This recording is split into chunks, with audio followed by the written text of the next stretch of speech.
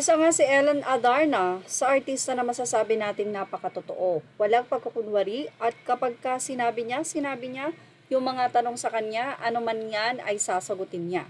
Ibig sabihin, prangka nga itong si Ellen Adarna. Kamakailan lamang ay viral ang aktres matapos tila i-flex nito ang kanyang pagbubuntis. Pero kinalaunan ay binuran din ni Ellen Adarna ang nasabi nga pong photo. Well, totoo nga bang buntis si Ellen? Wala pa po siyang latest update.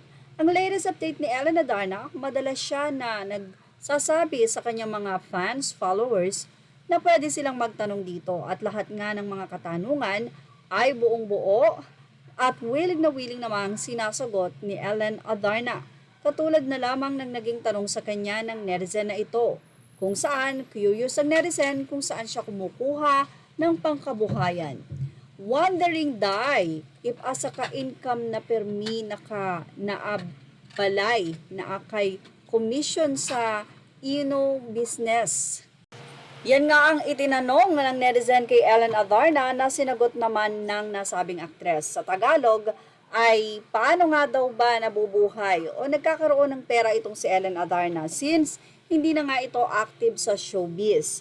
So paano nga naman ba siya nagkakapera bukod sa siguro ay binibigyan siya ni Derek. Pero simulat sa poll, sinabi nga ni Ellen na ang pera niya ay pera niya, pera ni Derek ay pera ni Derek. Siguro nagsishare sila kapag sila ay namamasyal or gagala.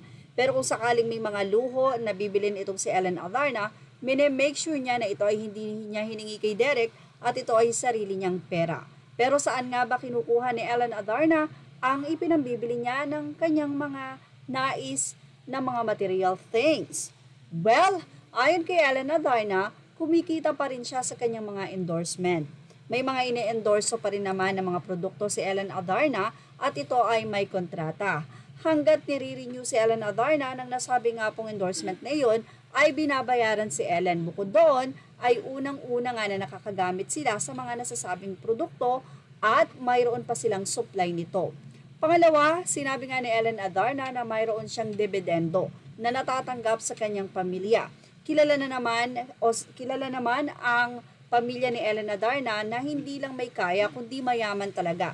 Actually, ilan sa mga malalaking business sa Cebu katulad ng Temple of Lea ay pagmamay-ari ng kanyang lola.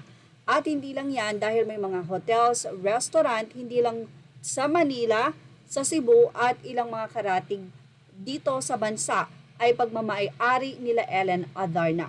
Ibig sabihin, kahit hindi nga magtrabaho itong si Ellen, ay kumikita ito sa kumpanya ng kanyang pamilya.